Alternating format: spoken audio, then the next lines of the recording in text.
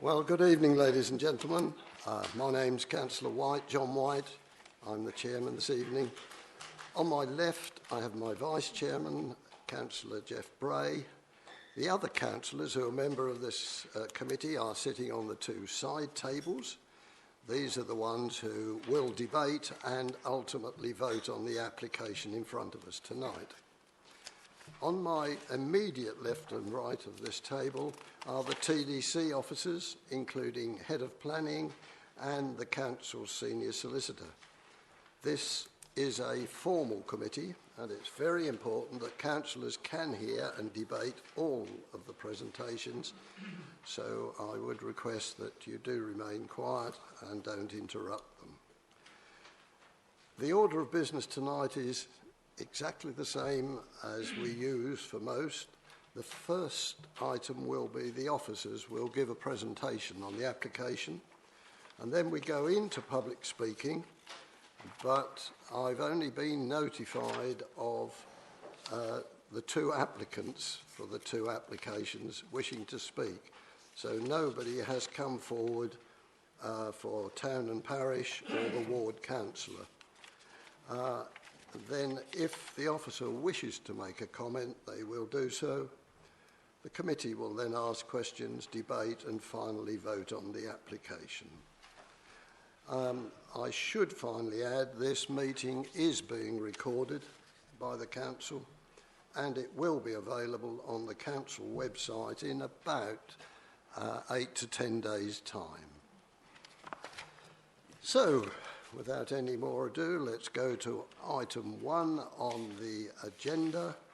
Any apologies or substitutions?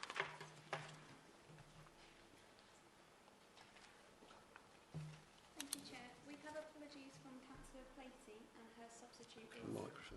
we have apologies from Councillor Placey and her substitute is absent. Right, who is not with us yet? Right. And then we've got two sets of minutes tonight to ratify. The first one is for the 30th of July, and that was one where my colleague actually chaired that meeting. I haven't received any alterations or suggestions. And if not, can I sign them as a true and correct record, please? Yes, I get nods all round. Okay, that's for the 30th of July. And the next one is for the minutes of the 12th of August, held in the Prince's Theatre. And that was the special meeting.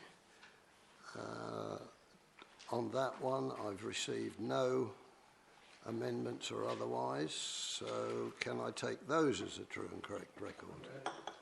I can, thank you very much. Now we get to declarations of interest. Any member who has disclosable pecuniary interest or indeed personal interest, and if so, what is the nature of it? Do I see Councillor Scott is sitting in the audience. Mr. Chairman, Councillor Scott declaring interest as ward councillor for Thorrington, part of the ward of the Northern Ward, application number 18//01634/full, land to the west of Everill's Drive, Thorrington. Thank you very much. And your colleague on a similar one, I suspect. I am, yes, Councillor Anne Wiggins, and all the same as for Councillor Scott. Thank you very much. Any further declarations? No? Right. Under item 4, I have not received any questions under procedure 37. And that takes us then straight away to agenda item 5, which is A1, the planning application at Thorrington. And turn to Mr. Norse for. Chairman, thank you. Yes, this is application reference 18/00163/FUL, and it's for the construction of 29 specialist bungalows for those aged over 60 and those with or supporting someone with a disability, along with associated roads, parking and garaging. And it's located land to the west of Edwards Drive, Thorrington. So this is the location of the site. You'll have viewed the site on your site visit this morning. As you'll be aware, there's an existing smaller development of 16 bungalows currently under construction just off Clacton Road, and that's where the main access into the current application before you tonight. So that's the application site itself. As you're aware, it forms part of a much larger agricultural field. So that's just the overhead. Again, you've picked up features of the site on the site visit. There is an adjoining property to the southeast, which is fairly well enclosed with mature planting. As noted, that's the access point into the site. The actual site boundary, it doesn't necessarily follow any specific existing linear feature, but that's the proposed boundary. So just to show you the context in terms of the local plan, so we have the adopted local plan is marked in yellow, and obviously excludes the site. You'll also have the emerging local plan boundary, which again excludes the site, but obviously includes the land which is currently under development to the west of the site, and then further recent developments to the northeast. So as noted, it is outside the settlement boundary. So a few photographs looking across the site. As noted, it's currently in agricultural use, so very open, reasonably flat, but does abut a number of existing residential developments. So that's looking north towards or west rather, towards Station Road, or Clacton Road. That's further towards Station Road. And again, across the site itself. So this is the proposed layout. As noted, it's a fully single-storey bungalow development, a mix of 2- and 3-bed dwellings. The cream-coloured buildings you can see identified there are the 3 beds, and then the sort of the reddish-coloured ones are 2-bed units. As noted, it follows the existing access route from the development currently under construction, and then follows into the estate, and then ends with a hammerhead in that location there. You'll note its proximity to existing. In fact, there's 2-storey development on Clover Drive to the south, and then other 2-storey dwellings located to the east. In terms of back-to-back distances, it is about 20 metres between the proposed bungalows and existing developments, so it does meet the constraints in terms of back-to-back distances. It also meets the requirements in terms of garden sizes. So that's the proposed layout. I think members did raise issues or a concern about the access points both to the north and the west, as shown here.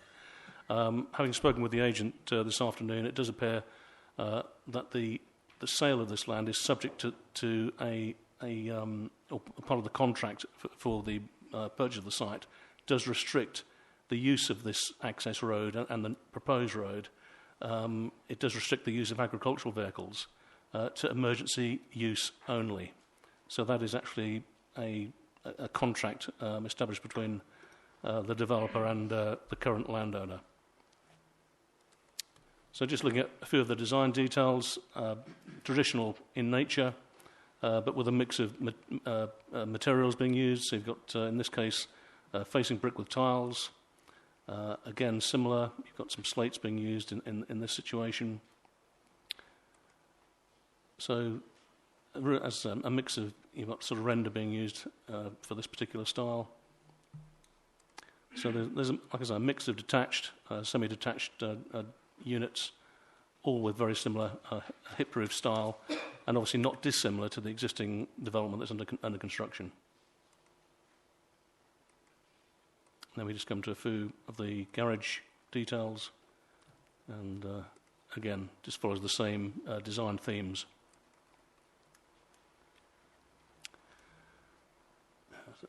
Make sure it's the right one before I click it off. That's it. There we go. I can't see it from there. That's it.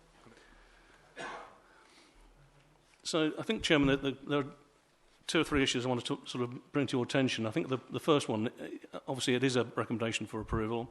I think the we are in a situation where the council don't have currently a 5-year land supply, which I think tips the balance, if you like, the planning balance towards the recommendation for approval. I think if the council, or if the 5-year housing land supply was being met, I suspect officers may have had a different recommendation, but I think that does tip the balance in this situation.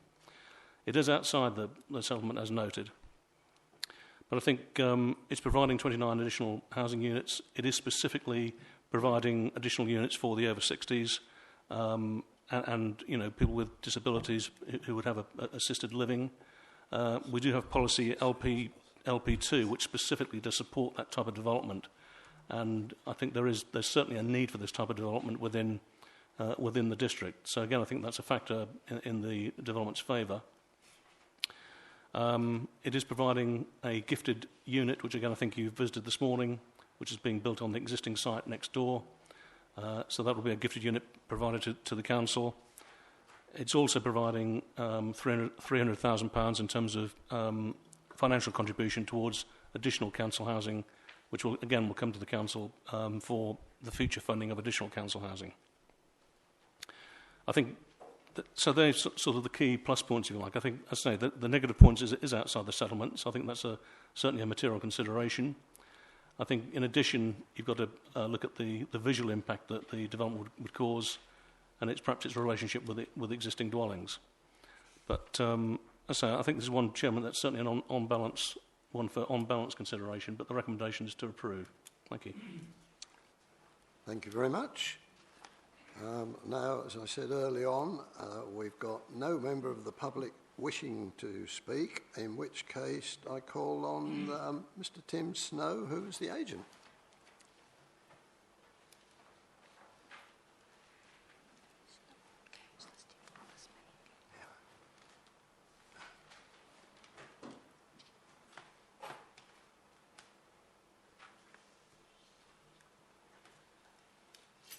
Thank you, Chairman, and good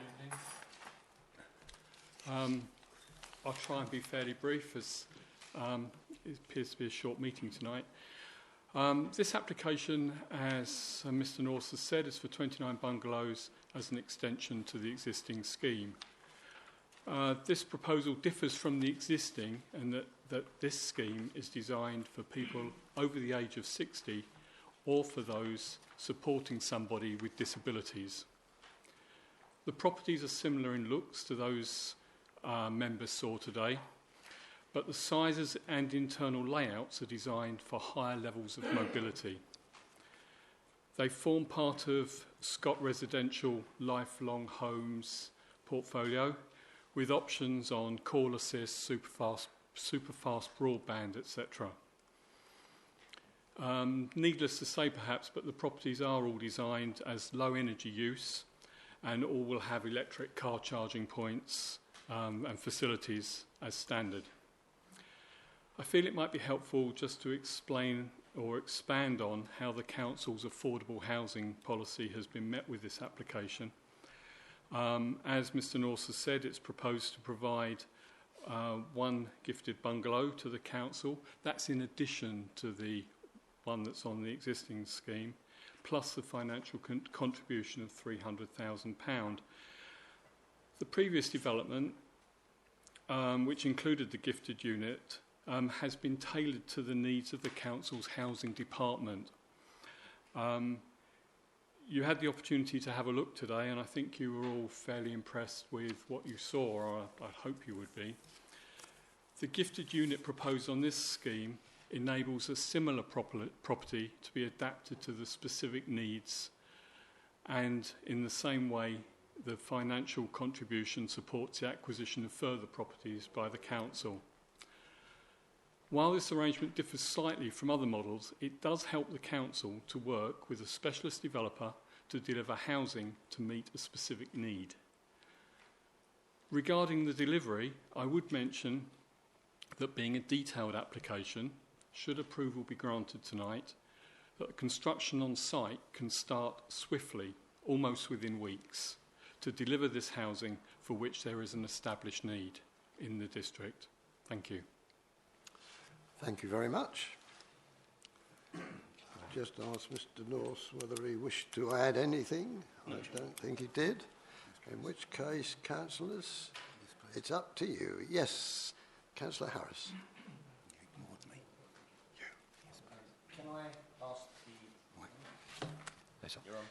Can I ask the officer, he's mentioned a figure of 300,000 that's going to be given to the council, and you mentioned it was for council housing. Can you please confirm that that 300,000 will be ring-fenced for future development of future council houses, please? Yes, Chairman, that's correct, it would be. Right. Councillor Bray. Thank you, Chairman. So a good point raised by Councillor Harris. A couple of things disappoint me with this. Firstly, it is outside the boundary, and I appreciate it's difficult for us to defend that. But it would be nice if developers paid more attention to it. Seems scant regard for us. More importantly, there seems to have been a lot of attention paid to the specialised use of the properties, the over 60, over 55 mention. Exactly how can we be sure that that would happen? How would that be policed so that, in fact, it could only be for those people? Because 5 years down the line, the over 55s, over 60s may no longer be there, whereas their siblings may. So I'm not really sure exactly how that makes it specialised. Chairman, that would be secured by the Section 106 agreement, which would restrict it to use by over 60s only. So there would be...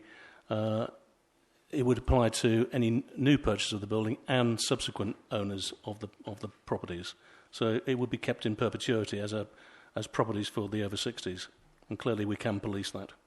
Thank you. Yeah. Councillor Bray again. Thank you to the officer for that. But I think my point still stands in that if I, for example, were to purchase one of these properties for an elderly relative who was living with me and the elderly relative died, I don't think there's anything in law that could then throw me out of the property as the remaining owner.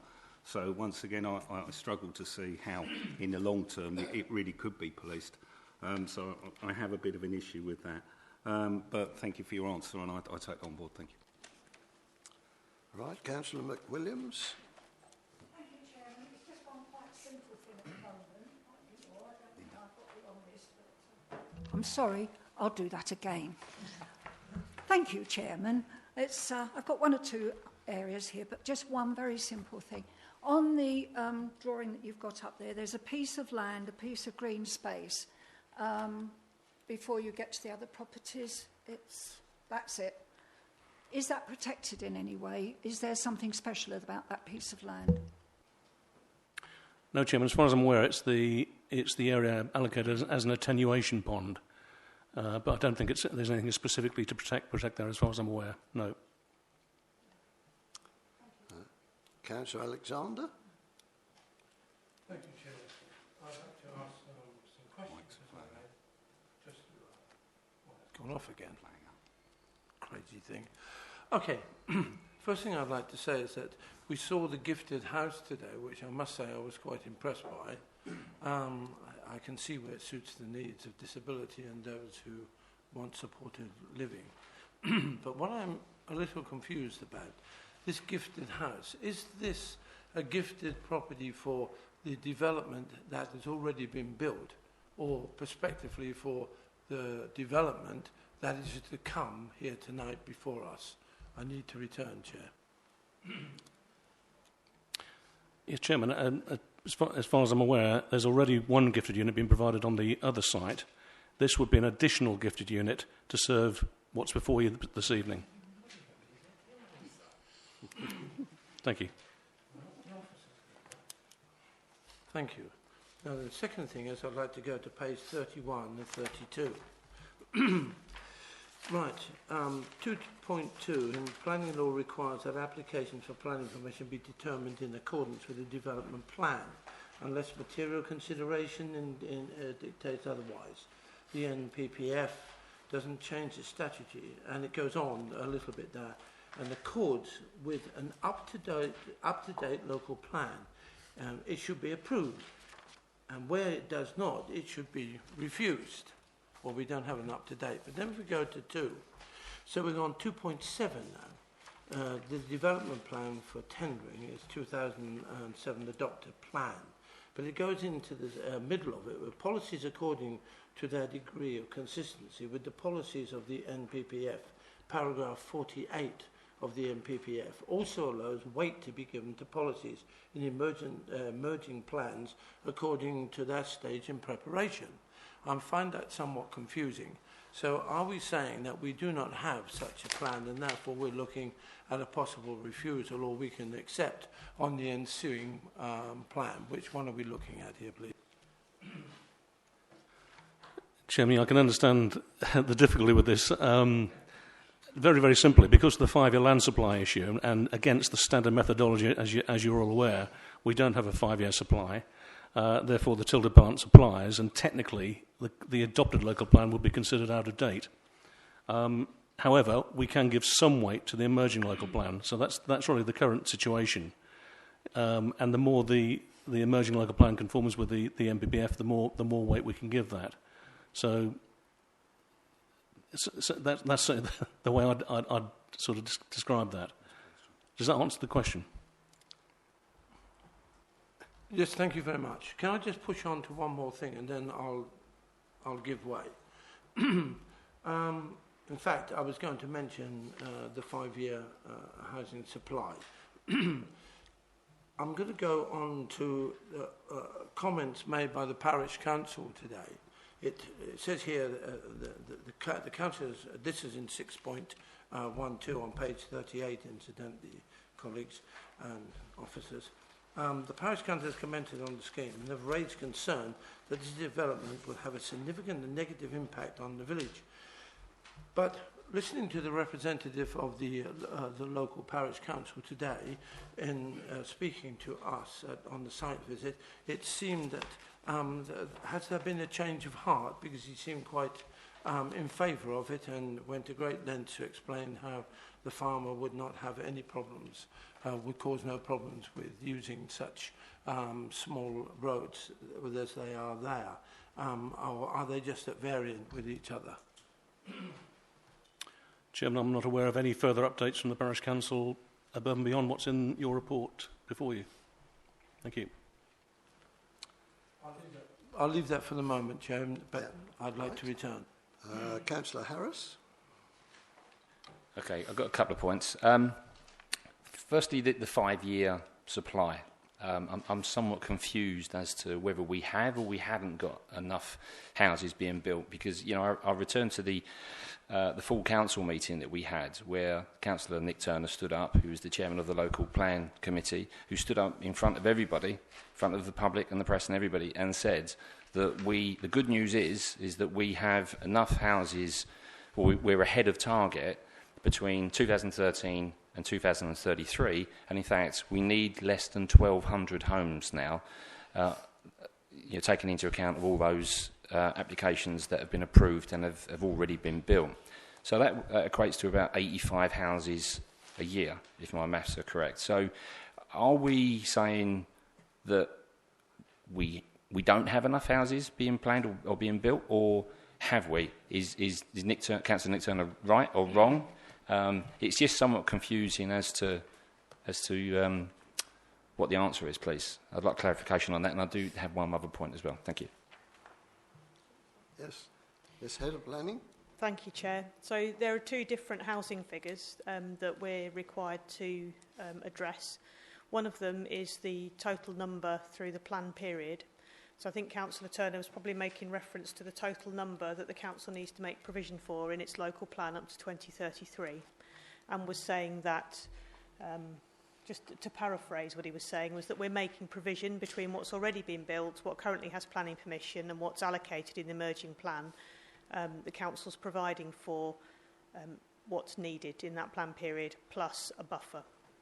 But completely separately from that, all councils are required to have at any point in time a 5-year supply of housing land that's immediately available. So it is possible to have enough housing land available to 2033, but for it all to be available a bit later in the plan period, and therefore not to be able to demonstrate that it's immediately available to meet the 5-year supply. Okay, so that's the kind of difference. This council is currently making adequate provision for the plan period in its emerging local plan, but it cannot currently demonstrate a supply for the next 5 years when the need is calculated by the standard method.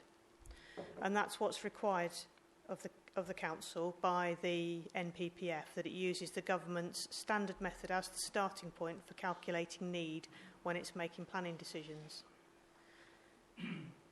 Having said that, the council is arguing when it's making its planning decisions that a material consideration to take into account is the fact that the standard method produces a very high figure in tendering, which is probably, the council is arguing, unrealistically high when compared to the kind of real need.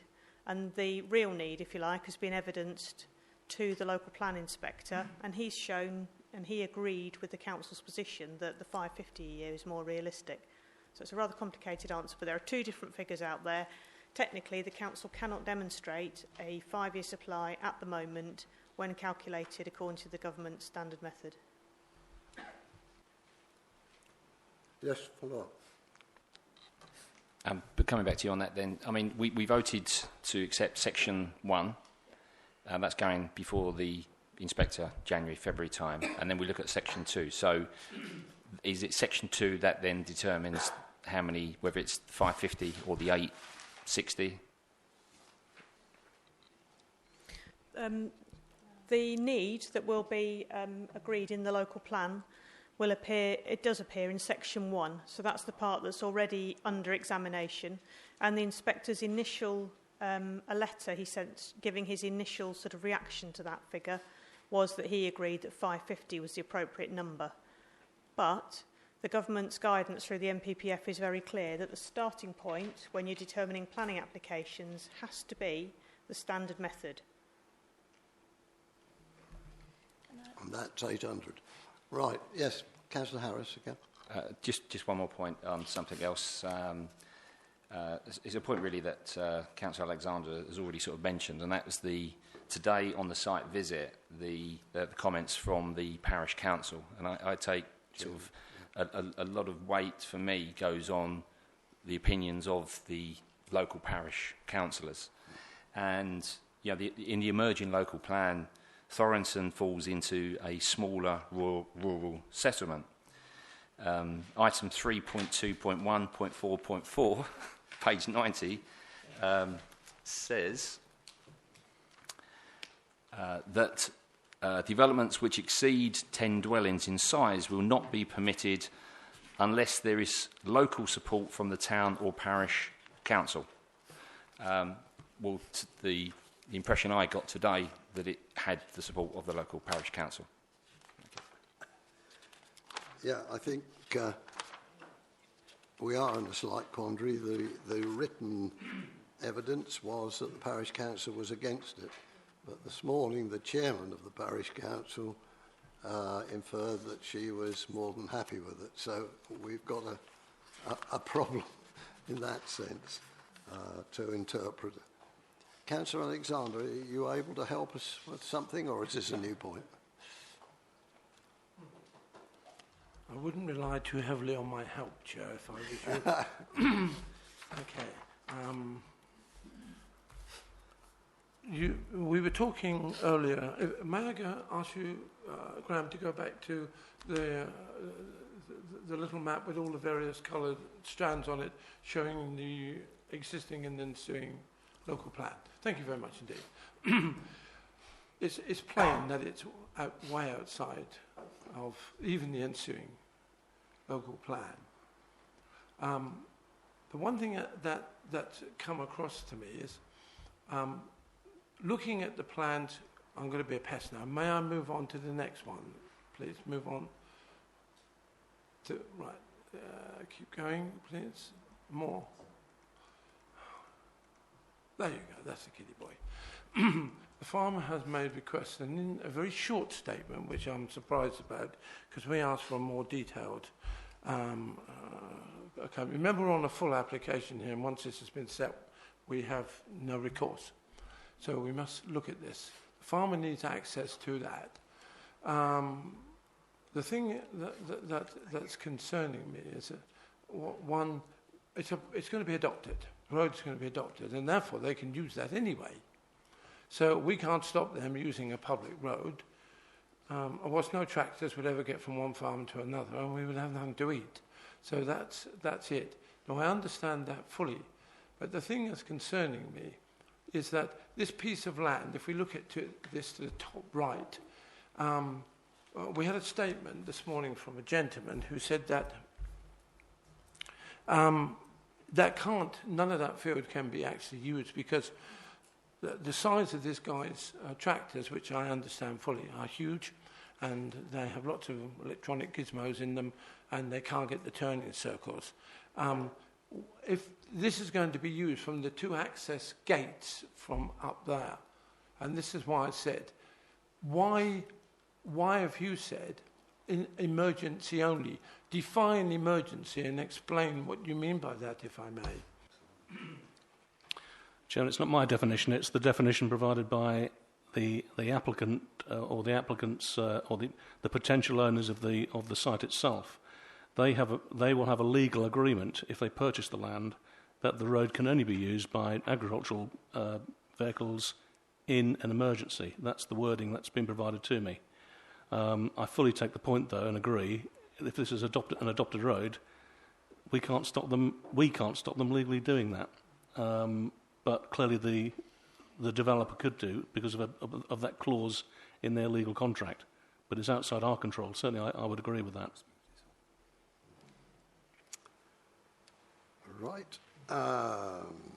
Councillor Bray. Thank you, Chairman.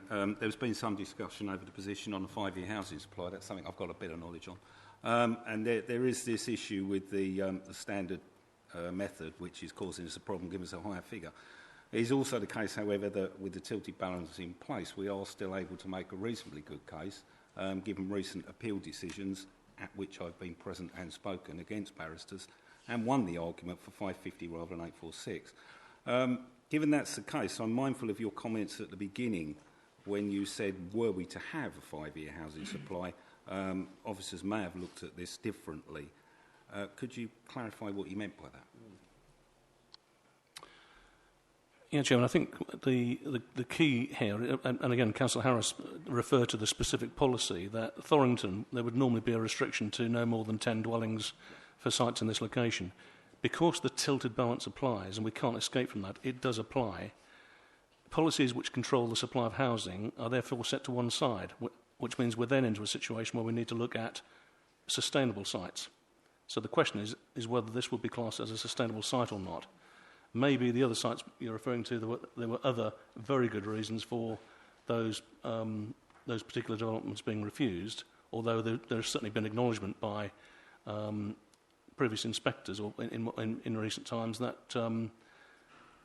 our local plan methodology, if you like, does have some, does carry some weight. However, we can't escape from the fact that the tilted balance still applies. That's the situation. Thank you, Chairman. Thank you to the officer for that explanation.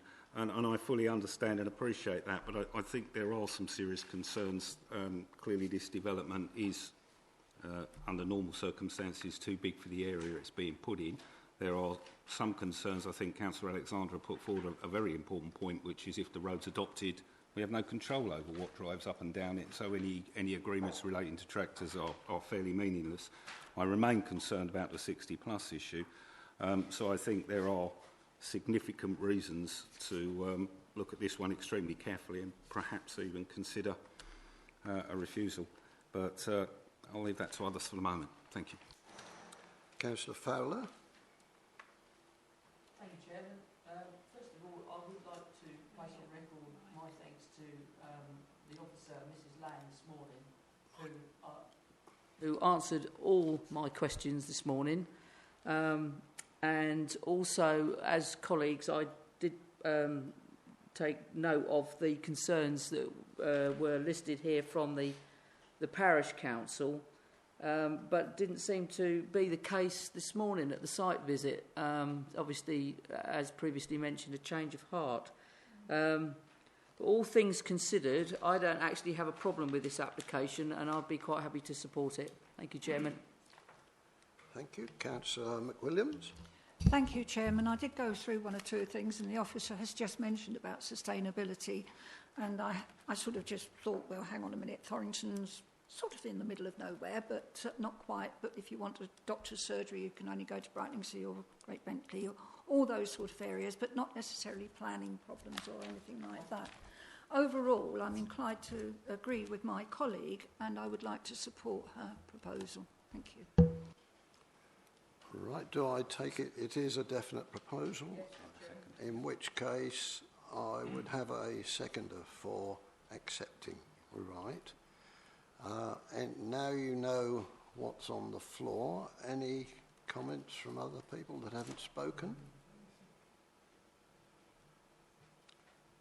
No, it goes very quiet, in which case I will put the proposal to you. The recommendation is listed on page 30, running through to 31, and the conditions in section 8.2 are listed on page 44.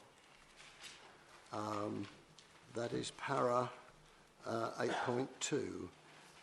And the recommendation is that the head of planning be authorised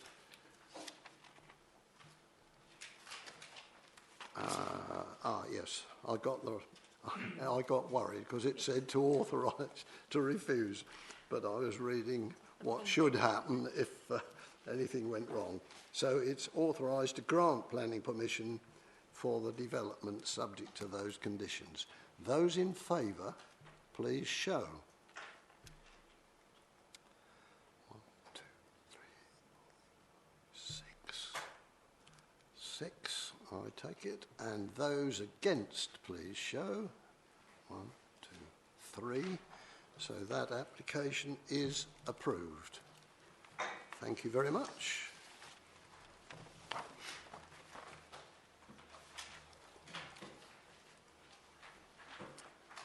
Right, we turn to now A2, which is a planning application 19000685, which is land at Harwich Road, Wicks. And turn to Mr. Pingram and take this one.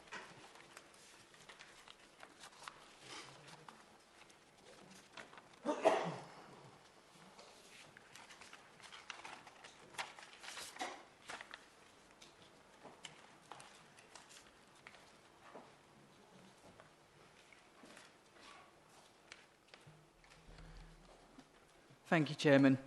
Okay, yeah, so this application is land at Harwich Road, Wicks. The application seeks planning permission for the erection of 2 pairs of semi-detached dwellings. Since the publication of the agenda, there's a couple of updates that I just wanted to run past you. So Councillor Mike Bush has removed his earlier call-in, stating that the revised layout appears to address and mitigate the privacy issues relating to properties directly opposite. There has also been a letter of complaint received from a local resident who feels their concerns have not been adequately addressed within the initial report.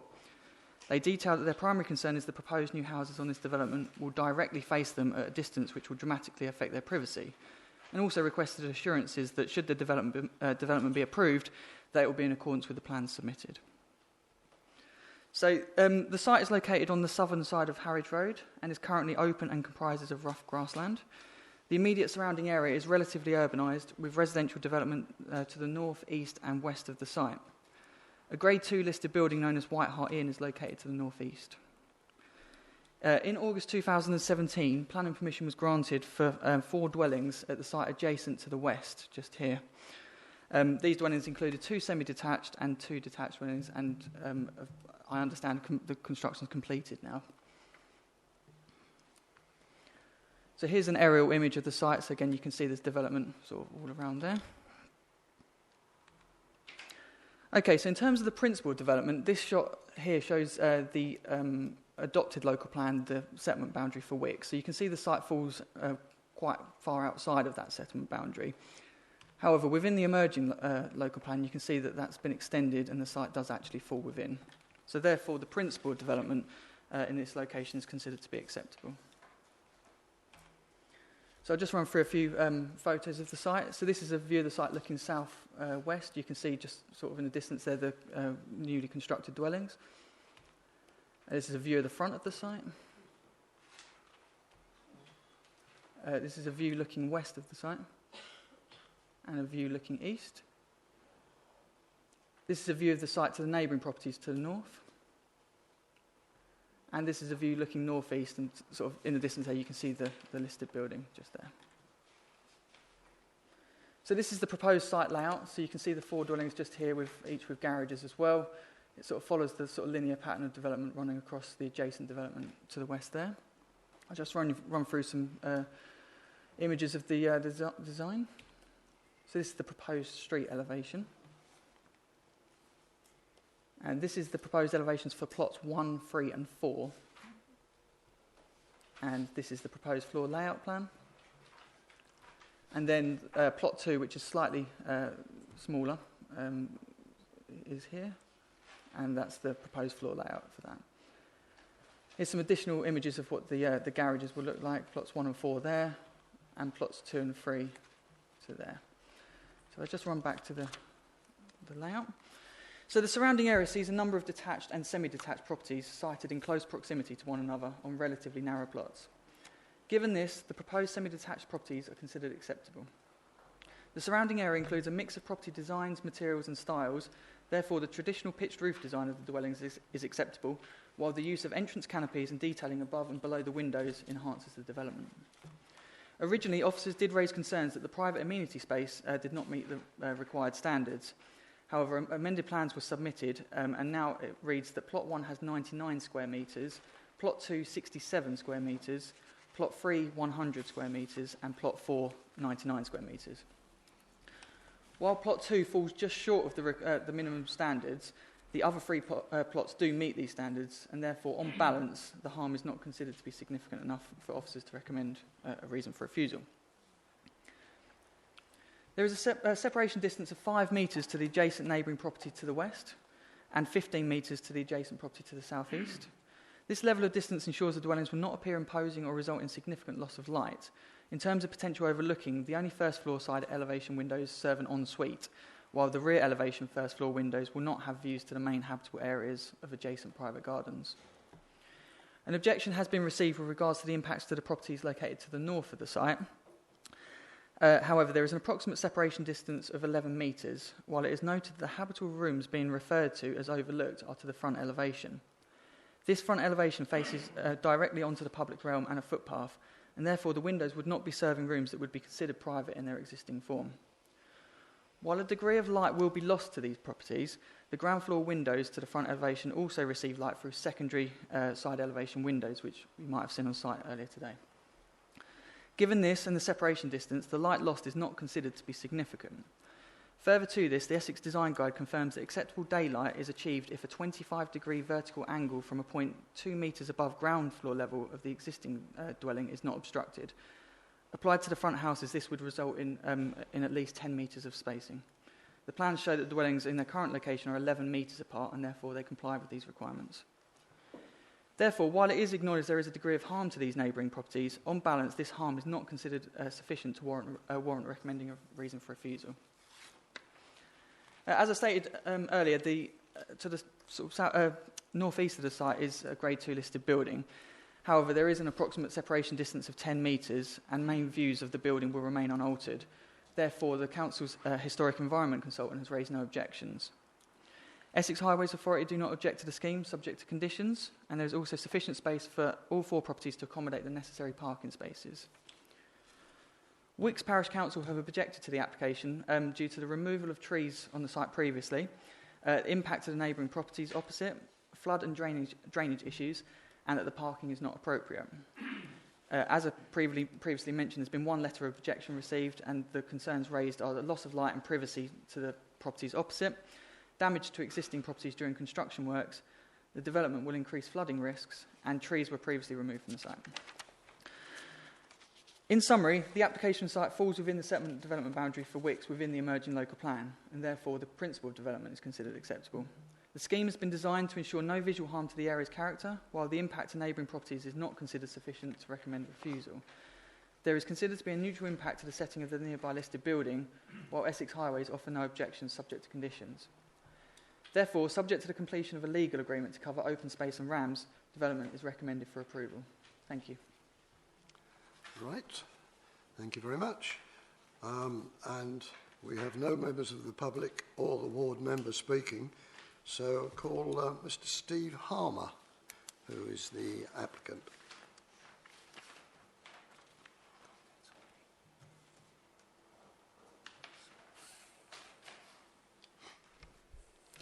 Thank you, Mr. Chairman, and good evening to you all. I hope that you found this morning's site visit helpful to you in assessing this application. As you know, we have built the 4 new houses adjacent to this site on the west, the 2 two-beds and the 2 4-bedroom detached houses. We've undertaken considerable research and have had discussions with local estate agents, and they've confirmed that Wicks is a village where local families and descendants thereof would like to continue to live. And with this in mind, we're looking to build 2 and 3-bedroom houses suitable for those starting out and young families rather than large detached executive homes. When designing this development, we've made our best possible effort to provide distance from the 2 semi-detached properties opposite. Sunset, as you can see from the proposed layout, will sit directly opposite the double-width driveway that lay between the 2 building blocks, thus giving 18 metres from their wall to the single-storey garage, which sits at the rear of that double driveway. The proposal will conform with the natural build line down Harwich Road, again as evidenced in the new development completed next door, and the house opposite Dawn will be the furthest setback from the road, giving as much distance as practically possible between the 2 properties. Addressing a particular concern, we will be building in accordance with approved plans, should they be passed, and therefore the building will be accurate. With regards to privacy and loss of light to the occupiers at Sunset and Dawn, this has been addressed in the officer report and again on the members' update. Thank you for your time. Thank you very much. Any further points, Michael? No. In that case, straight to speakers. Councillor Alexander. Usual stuff. I'll start with some information, if I may. In the Essex Design Guide, is there any specific meterage which they deem as acceptable, minimal standard between the 2 properties? Yeah, so the Essex Design Guide sort of predominantly speaks about the impact of the rear elevation windows, but there is a small section with regard to a proposal like this. As I said in my presentation just now, it basically says that there needs to be, if there's a 25 angle from the 0.2 metres above the ground from the existing property, it's hard to explain, but basically it equates, the Essex Design Guide states that normally it's looking at about 10 metres will mean that there won't be any obstruction and significant loss of light. Because there's 11 metres, it just exceeds that. Yes, please do. That's okay, you can explain it to me. I believe it or not, I understand. Right, the second thing I'd like to ask is that the 11-metre gap, is that acceptable to you in planning terms? Yes, so I guess just weighing up the whole scheme. So it follows the line of development to the west here. It is further forward, it is more closely related to these dwellings than the existing development is. That is accepted. But 11 metres, given, I think it's sort of detailed within my report, there is going to be a degree of harm to these neighbours, but given that there is 11 metres separation, and in terms of loss of light, there are secondary windows to each side elevation that provide light to those rooms. I think on balance, yeah, we consider it acceptable. Councillor Alexander. Chair, as a matter of point, time and time again we're seeing developments come before us in which ground has already been cleared somewhat ruthlessly. In this case, trees have been cut down and has been picked up by Wicks Parish Council. They objected to this application for the following reason: removal of the trees. And the photographs that you have supplied, if I am not mistaken, show stumps. Now, I just find sometimes, Chair, if I may make this statement, that we do act somewhat oddly in this country as we condemn other countries for deforestation and yet we ruthlessly cut down trees. I believe there was a protocol that should have been adhered to remove any trees of their value. They certainly have aesthetic value, which would, according to our own tree officer, would have given them protection. Was a TPO on any of the trees? Yeah, no, there was no TPOs. No TPO. Oh, sorry, there was no TPOs on the trees.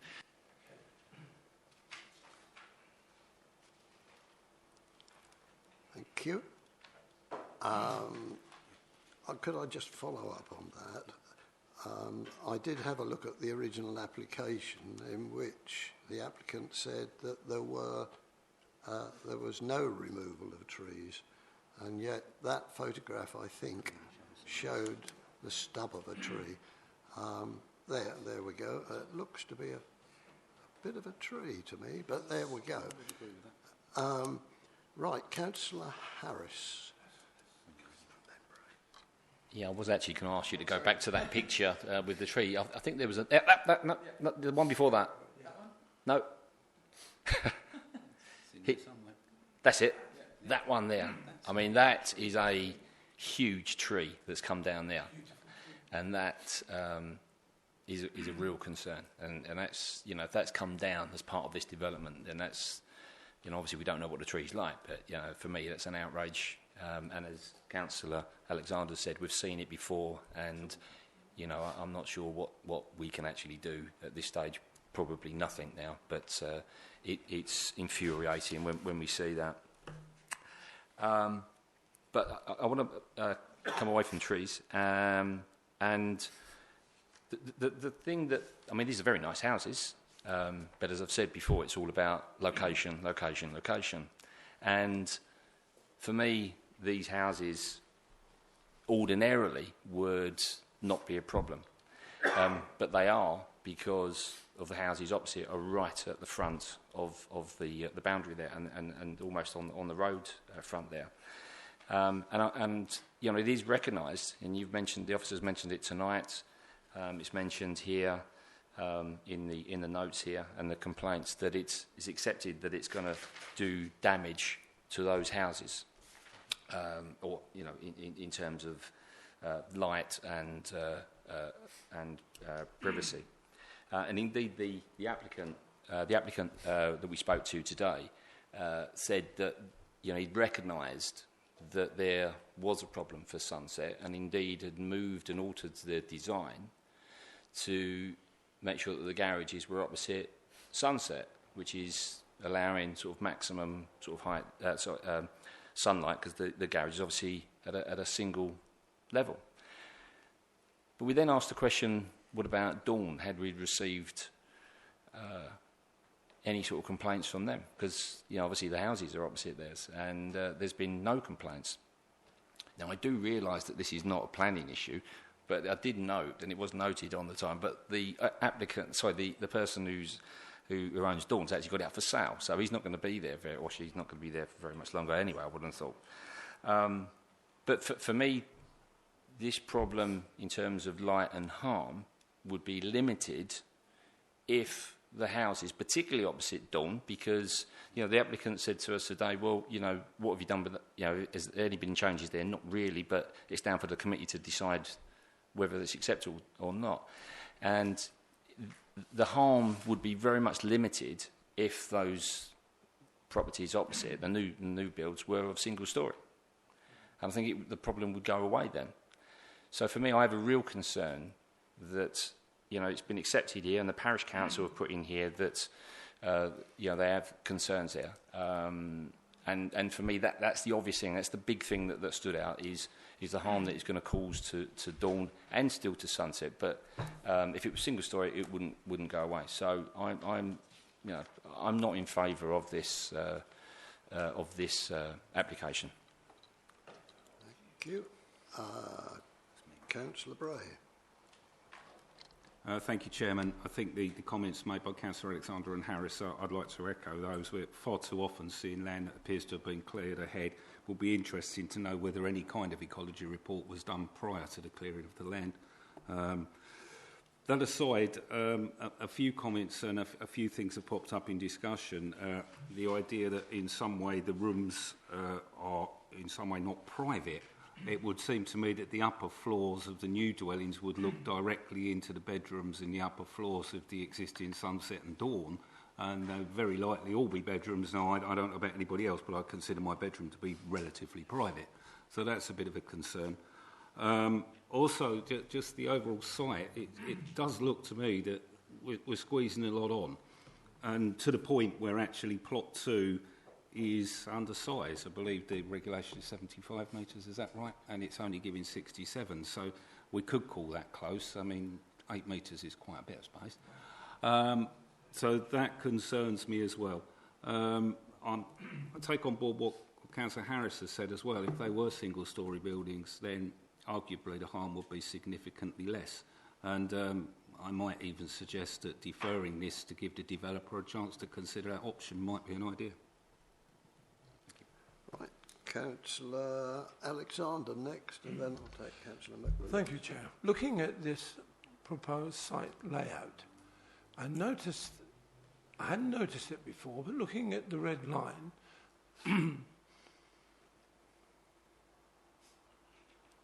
I'm assuming that those are the trees at the back.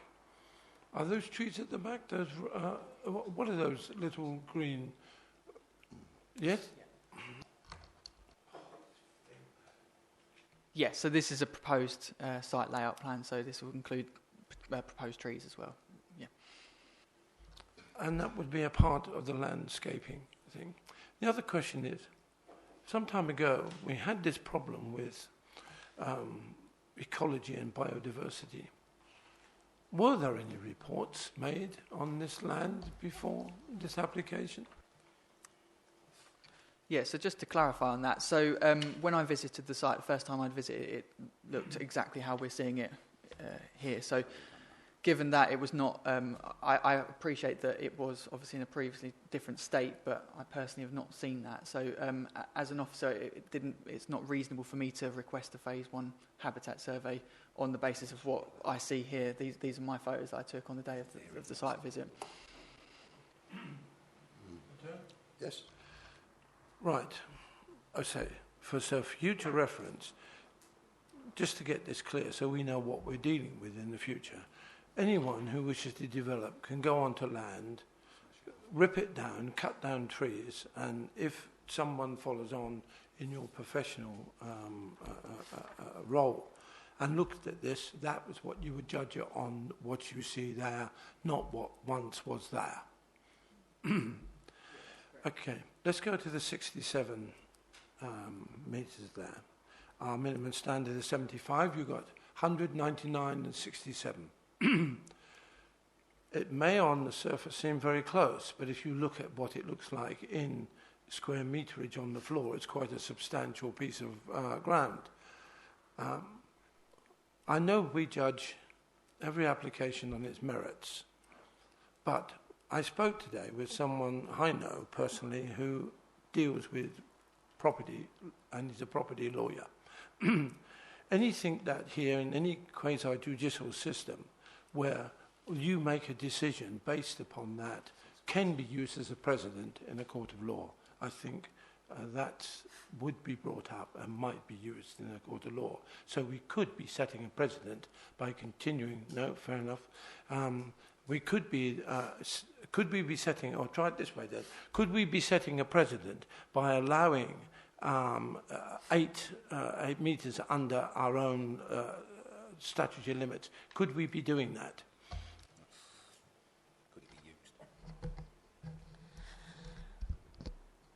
Planning is slightly different to property law, and as you, the advice you've constantly been given on every application that you consider is that you have to consider it on its own merits.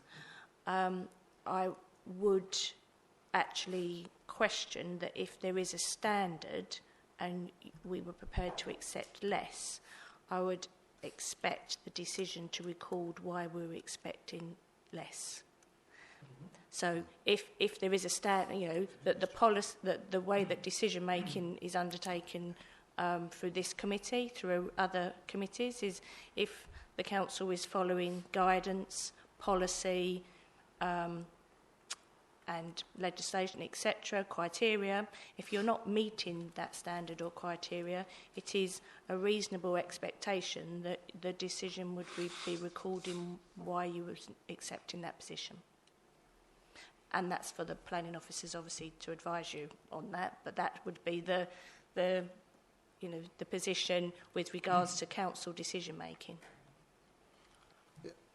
Chair, can I come back on that, because I think it's important. Now that's been said, maybe we can return to the officer and say, why have you put this down as approval, and what reasoning have you got behind accepting 8 metres below the minimal standard?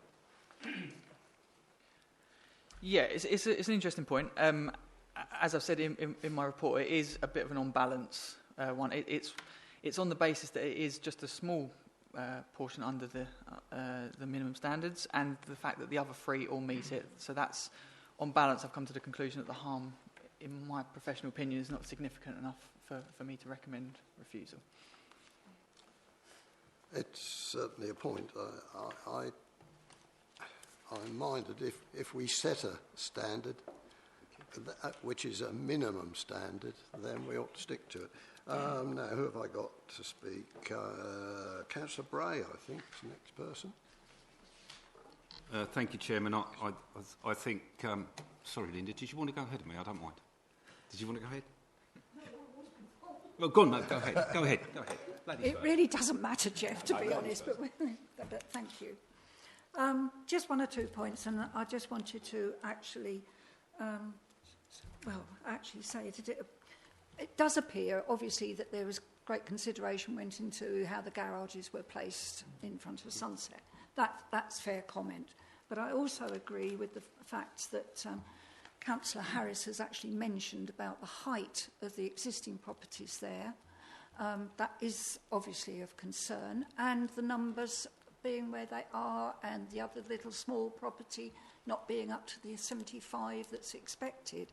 There are several little queries there that in my mind aren't actually answering and saying to me that I could actually say, yes, I approve of this. There are certain areas that I think need to be discussed and sorted out. The tree that was removed, could we have that replaced with a similar specimen, and to just make up for the fact that that fantastic tree's gone. It will take years and years to grow, I know, but the principle is there, and I'm just wondering, and I'm inclined to agree with Councillor Bray that perhaps we should defer until we've got a lot of these questions answered. Thank you, Chair. All right, and then I will say Councillor Bray next. Thank you, Chairman. I'm happy to let you go first, always. Yes, I agree, and I'm happy to propose that this application be deferred and give the applicant a little bit of time to reconsider what's been done here. The 67 metres really concerns me. The word president is not necessarily what we're looking for. What will happen if we allow that to happen is that other developers in future will refer to it when they're making their applications, and particularly if we get into situations of appeal, they will say it's been done before, therefore it must be okay. Of course they will. I would if I were them. So it is a sort of a precedent, whether we like it or not. The other things that really concern me, I think the harm is greater than is suggested. I'm inclined to say we should defer this, give the applicant an opportunity to look at the possibility of perhaps putting bungalows in there and reconfiguring to get that second bedroom up to our minimum requirement. I'm perhaps even suggesting that maybe there isn't really room for 4. Right, Councillor Fowler. Thank you, Chairman. I do share the concerns regarding the trees. However, I understand that obviously being private land, where we don't know what condition those trees were in. So, as far as I'm concerned, I'm happy with the the officer's explanation on that one. The other point that came to me this morning on the site visit was this very similar to an application we had before us, I think in 2016, which was the close proximity of a development to properties where the headlights of the cars exiting would hit those windows of the properties opposite. But it was difficult to tell, standing there this morning, whether or not that would actually happen. But given, of course, that a road would then be made up, you've got that extra height, would the vehicle's headlights actually hit that property or not? Thank you, Chairman. Thank you very much. So I don't miss again. Councillor Alexander. Thank you, Chair. I'm not in favour of deferral. I'm going to be honest with you. I don't think it's quite fair on the developer. In my own mind, after all, they have put the application in and the officers have given us a full and frank explanation of what they see it and how they saw it from the word go. I liked Councillor Bray's explanation, saying that this wasn't about president, and then went on to explain in graphic detail exactly what president means, which I thought was very kind of you. Thank you. So there is a president. The moment you set it, the president begins. I'm not in favour, as I say, of deferral. I think a decision should be made so that these people can get on, and those waiting for their wages to take home to their families can get on as well. Deferral, in this case, I can't see what you're going to achieve by it. We've agreed that from the officer that there is a pitch and that it falls within the Essex, keep still there, the Essex Design Guide. I can't see what more that you can expect from anybody. They seem to match what they needed. Do I like the removal of those trees? No, I don't. And there are actually procedures for doing just that, and they haven't abided by them. That's made me angry. But maybe we could put a condition in, Councillor McWilliams, that they replace those trees with identical species in small form to allow them to grow to maturity. Thank you. Councillor Clifton. Thank you, Mr. Chairman. First of all, my first time speaking tonight, so I'd like to apologise for being slightly late. Secondly, as the evening's drawn on, I've become increasingly more agitated about the size of this development. We've saying like it is a small figure to lose off of the 75 square metres down to 67. That's 8 square metres off. That's more than 10%. That's like 10.5%. I don't think that's acceptable. A few percent maybe. I don't think 10% smaller property is acceptable in my opinion. Not if you're thinking of starting a small family. And again, with the trees, that was a significant tree to simply hack down at the front. That's going to require some serious removal work to remove all of the roots and all the rest of it from the footings. So that also does concern me, and it's made me quite angry. Thank you very much. I don't have any speakers here listed. Yes, Councillor Bray. Just coming back quickly, Councillor Alexander, I'm quite happy to withdraw that proposal. You make a good point. We should make a decision one way or the other. Let's not defer. So I'm quite happy to, therefore, propose refusal on the grounds that it doesn't conform to our minimum requirements on garden size plot 2. Thank you. Right. Councillor Harris. I would like to second that and vote for refusal, please. Right. Now you know what the proposal is in front of you that you'll be voting on. Does anybody like to speak to that proposal against?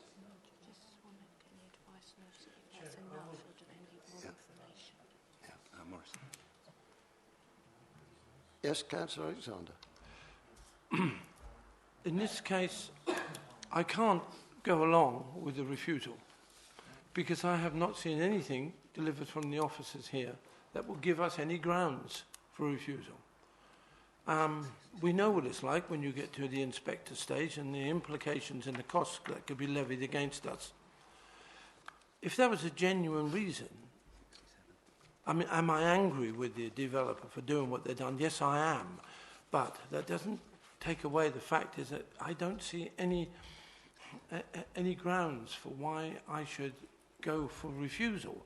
If I could get a positive ground, if somebody could give me some idea of what that refusal will be based upon, then I would more likely reconsider and think about that. But at the moment, I tend to lean towards the officers, and I think that I would not be in favour of refusal. Right. Well, I was going to ask if we go against the officer's recommendation, what we would quote against, and I will give you one immediate one. Policy QL11 of the SAVE plan states that amongst other criteria, the development will only be permitted if the development will not have a material damaging impact on the privacy, daylight or other amenities of the occupiers of nearby properties. That's QL11. Also, it's against standard that minimum development standards for back gardens. It's against that one, so I would suggest to you that that might be included. So there's two items now. Has anybody else got any further comments before I put it to the vote? So it is proposed then by Councillor Bray and seconded by Councillor Harris that this application be refused with those possible, the QL11 and the necessary standards for size of back gardens, etc. There have been one or two suggestions on how it could be improved, but nevertheless, at this stage, we're talking about refusal. So I'm going to ask those in favour of refusal, please show. 1, 2, 3, 4, 5, 6, 7, 8. And those against, 1 abstention, in which case the application is refused. Thank you very much. That then completes our agenda this evening. Thank the officers and members of the public that have sat through it, and yourselves as well. Thank you very much.